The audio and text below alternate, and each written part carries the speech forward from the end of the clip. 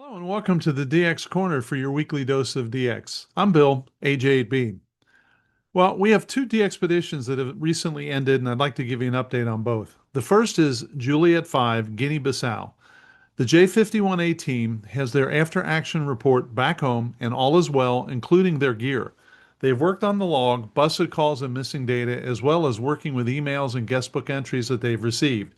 Only a few requests were refused when they couldn't find any similar call signs within 10 minutes of the QSO info the DXer had submitted. On FT8, checking, quote, full text files, they could not find a, quote, valid sequence of reports in RR73 messages for some. The DX log files were merged from the 5 computers in the livestream update server. The final total was, all in, an amazing 256,183 QSOs with 49,878 different call signs. They found Starlink to be very reliable. They were also QO100 satellite QSOs logged on a separate computer. For a quick LOTW confirmation in paper QSL by regular mail, use the club log OQRS system. And you can get more information on the J51 Alpha QRZ.com page. And that was truly an amazing DXpedition. Well done. And we have a second one that just wrapped up, the Austral Islands, which is Fox Ocean Stroke Alpha. The Tango X-Ray 5 Echo United DXpedition to the Austral Islands has officially ended operations. On March 24th, the team began dismantling most antennas, keeping only one station active until the evening. By 6 p.m. local time, they went QRT. Despite challenges posed by weather and antenna limitations, the expedition achieved a total of 59,000 QSOs. Early the following morning, the team planned to depart their location and head to the airport, marking the start of their journey home. So an excellent job from the Austral Islands to that group. Well done. The following DX information comes from Bernie, W3UR, editor of the DailyDX, the WeeklyDX, and the How's DX column in QST. If you would like a free 2-week trial of the DailyDX, your only source of real-time DX information, just drop me a note at thedxmentor@gmail.com. So first, we have an update on the Charlie Yankee Zero Sierra DXpedition from Sable Island. The CY0S DXpedition started operations from Sable Island on March 18th at 2140 Zulu. Although they intended to use Super Fox mode on FT8, technical issues led them to operate in Fox and Hound mode instead. All 5 stations are now active and a live stream is available via club log. And as I check the cluster right now, they are all over the place. So if you don't have them in the log, get them. The next is from Africa, Botswana, Alpha 2. Remo, Hotel Bravo 9, Sugar Hotel Delta, is currently operating from Botswana under the call sign Alpha 255 HD. Yes, that is 255 HD, having previously been active as Zulu Sierra 2 stroke HB9 SHD earlier in March. He expresses gratitude to Alpha 2 November Echo Whiskey, John, for assistance with his licensing renewal. Remo operates in casual holiday style using an FT891 radio and an EdFed antenna for 40, 20, 15, and 10 meters. So far, he's been reported on FT8 on 20, 15, and 10 meters. QSL cards can be sent via bureau or direct. Bangladesh is ongoing, and if you follow me, you know I haven't worked them yet, and I haven't heard them yet, so I'm itching to get them. Sierra 2, Bangladesh. The guys are currently off the air as the team is further investigating a noise problem at their QTH. They may have found the issue and are addressing it at this minute. They say QRX and hope to be back on shortly with better receivability. Well, frankly, they are on right now, so they must have got it resolved.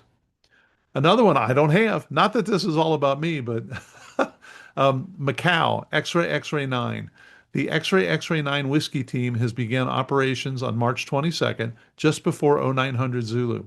They have been reported on FT8 on 15, 20, and 30 meters and 20 CW. They have 8 rigs and they're getting the rest of the antennas built, so you're going to hear from those guys. Then we have Tango 31, Central Kiribati.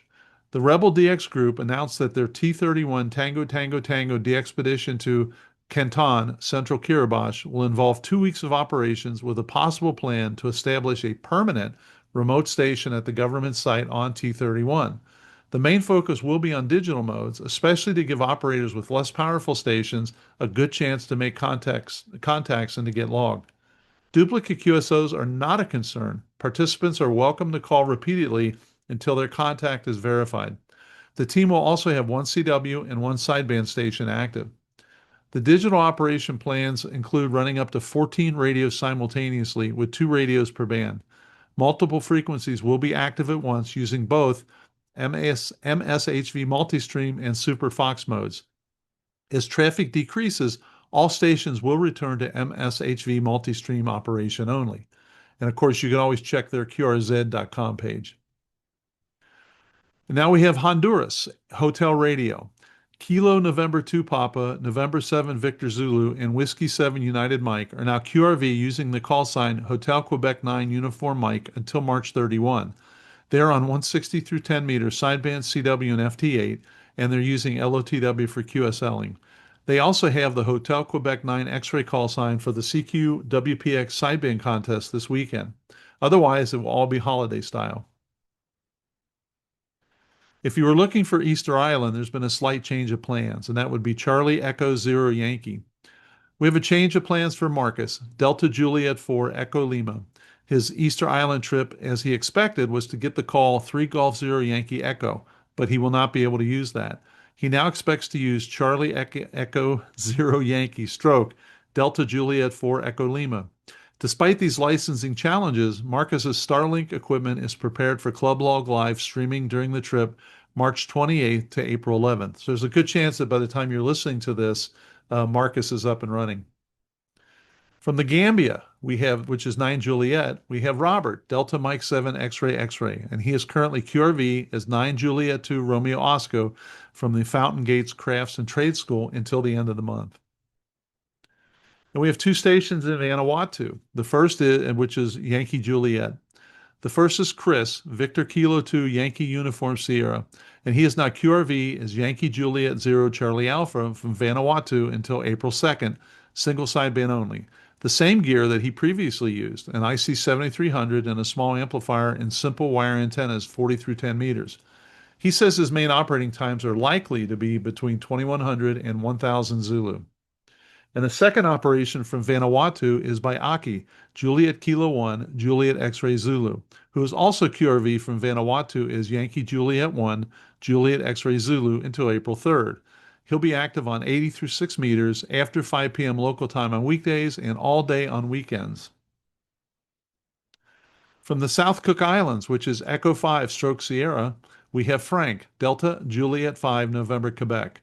Frank will be operating as E51 Alpha November Quebec from Rarotonga, South Cook Islands until the end of March. He will operate on CW and sideband in holiday-style operations, running 100 watts and a short G5RV antenna at 15 meters of height. QSL cards can be sent to DJ5 November Quebec, either through the Bureau or direct. And here's one I just learned about, and thanks to the DailyDX real-time updates. Coco Skeeling, Victor Kilo 9 Stroke Charlie. Victor Kilo 9 Boston Sugar Alpha is on Coco Skeeling Island, and it's being activated by VK6 BSA. Mark confirmed that he is indeed on Cocos and says, quote, "The ship was finally unloaded yesterday. There were weather delays and the ship could not berth on the island. A barge met the ship at the edge of the lagoon, and the shipping containers were lowered onto the barge to be ferried to the port. A long to and fro process, all weather dependent. Mark is waiting for the release of the cargo in port, and all required to be checked by, quote, biosecurity." And I've only worked Coco Skeeling once, so I'm really excited to have them get that up and running. This week, the DX Mentor YouTube channel will feature George, KJ6VU of Ham Radio Workbench fame, with a discussion of his station controller and his new product, iShare Radio. It's really interesting, and it's fascinating what they're trying to do. So give it a watch and let me know what you think. And that's on the DX Mentor YouTube channel. Until next week, this is Bill, AJB, saying 7-3, and thanks to my XYL Karen for her love and support. I hope to hear you in the pile-ups. Have a great DX week.